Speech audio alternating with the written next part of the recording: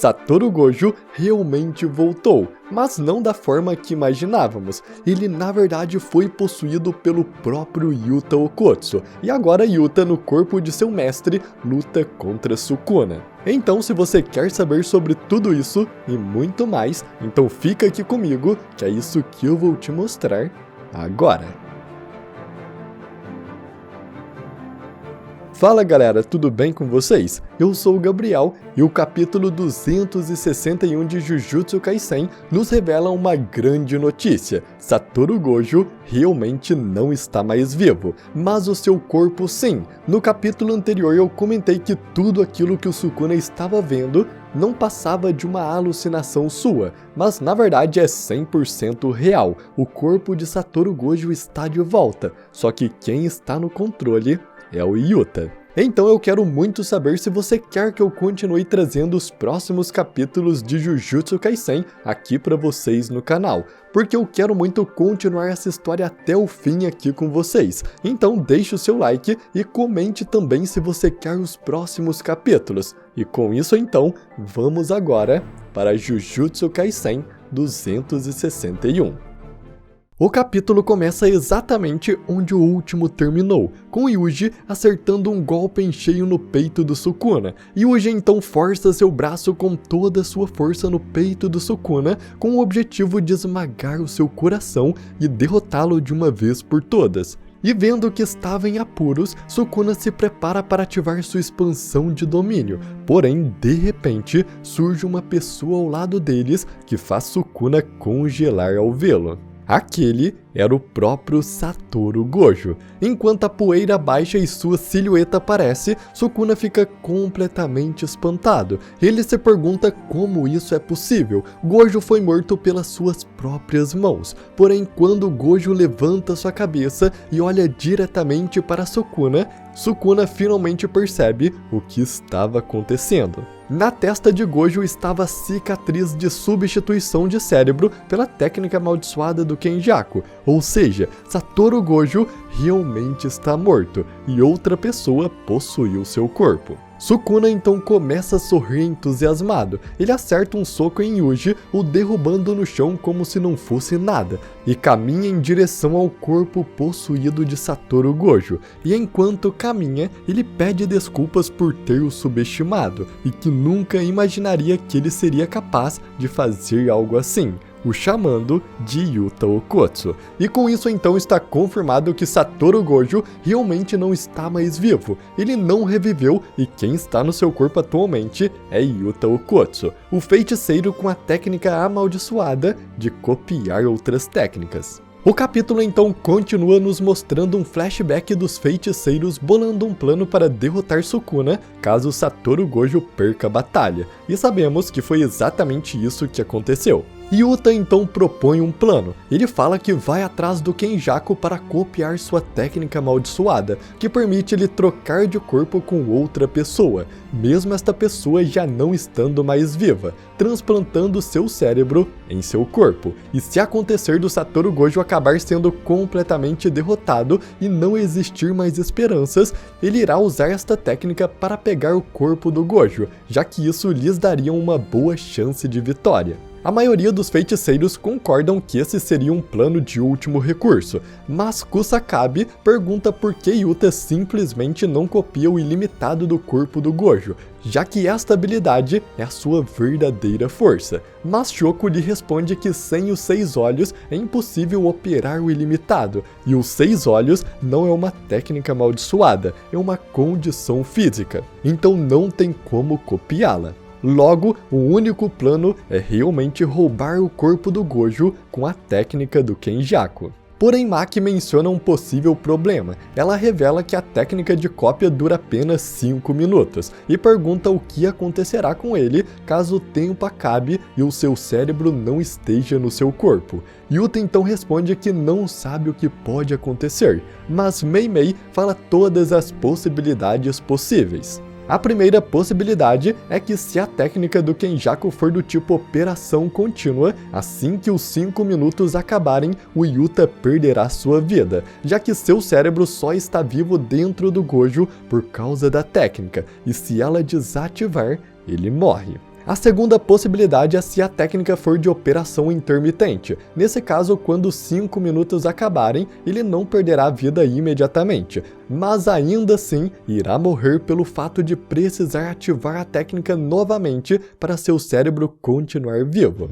Já a terceira possibilidade é de uso único, ou seja, Yuta precisa ativar a técnica amaldiçoada do Kenjaku apenas uma única vez, e assim que trocar de cérebro, o seu outro corpo se torna o seu corpo permanente. Então, se esse for o caso, Yuta não perderá a vida e continuará vivendo no corpo do Gojo mesmo após os 5 minutos, sendo esta a única possibilidade em que ele não morre.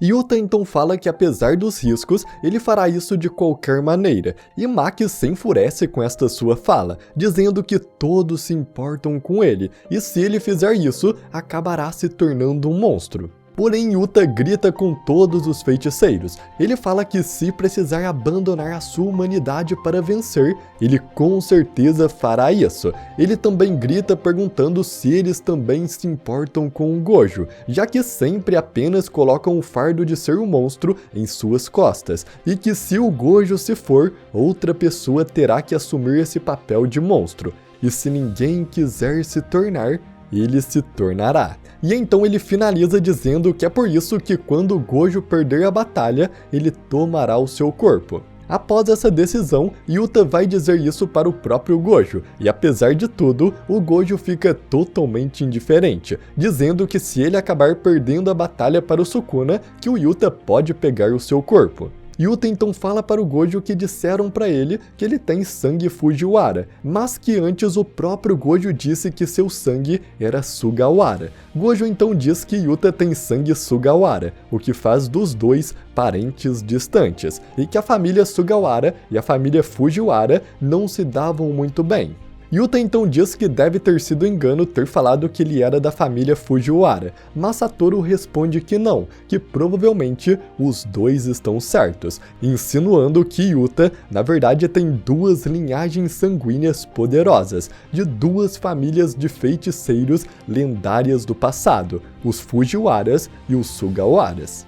Gojo então diz que Yuta talvez tenha nascido mais abençoado do que ele próprio, e dá uma bronca nele dizendo para o Yuta treinar mais a sua energia amaldiçoada bruta, porque ele tem muito potencial. Gojo então, após dizer essas palavras, manda Yuta, Maki, Togi e Panda saírem dali, porque ele tem algo importante para fazer. Porém, os 4 feiticeiros se negam e Gojo diz que apesar de todos serem feiticeiros, ele não quer que eles vejam nada sangrento, até porque o que ele vai fazer agora, nem ele mesmo acredita estar certo. Satoru então caminha em direção à sala do alto escalão Jujutsu. E enquanto caminha, ele fala que mesmo se perder para o Sukuna, se o alto escalão dos feiticeiros Jujutsu desaparecer, o velho Gakugandi se tornará o novo líder e estará à frente no comando, e que se isso acontecer, não haverão mais confusões como a que ocorreu em Shibuya. Dizendo isso, Satoru então manda seus alunos irem embora, e entra dentro da sala do alto escalão Jujutsu, pronto para exterminar todos eles. E enquanto fecha a porta, Yuta diz que continuará ali, e pede para o Gojo para que ele não se torne um monstro. A porta então é fechada, enquanto na mente do Gojo ele pensa que isso será impossível. Então, se lembrando do Suguru Geto e de sua época como estudante, Gojo diz que naquele tempo ele foi deixado para trás e por isso tem que compensar o que perdeu. E com isso, fica praticamente confirmado que Satoru Gojo fez o que sempre veio anunciando desde o início da história. Ele exterminou todo o alto escalão dos feiticeiros Jujutsu. Temos então um salto no tempo, nos contando como Yuta foi parar no corpo do Gojo, logo após o Gojo já ter sido derrotado pelo Sukuna. Vemos o feiticeiro Rinamai treinando sua técnica amaldiçoada. Ele pega um prato e, colocando sua mão por cima, ele faz aparecer uma espécie de pudim, enquanto explica como a sua técnica funciona. Rinamai explica que sua maldição permite-lhe amplificar a glicose de seu sangue e liberá-la de alguma forma, porém isso tem efeitos colaterais, como por exemplo, causar hipoglicemia em seu corpo, que é a falta de glicose no sangue. Ao ver essa técnica amaldiçoada, Shoko Ieiri pergunta se ele consegue injetar essa glicose em outras pessoas, e Rin Yamai responde que sim. Shoko então pede para ele ajudá-la na equipe médica, recompondo a glicose consumida pelo cérebro durante a operação da técnica amaldiçoada. Porém, ela fala para não exagerar, porque senão ele pode acabar desmaiando de hipoglicemia.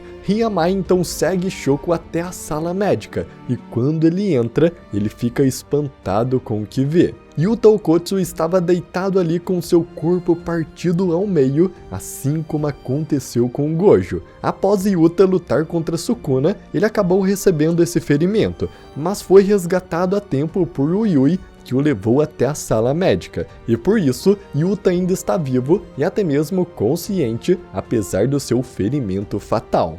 Yuta explica que por causa da Rika, ele ainda consegue se manter acordado, porém ele já está chegando ao seu limite, e então ele pede para Shoko fazer logo a cirurgia. Agora é a hora de tirar seu cérebro e passar para o corpo do Gojo.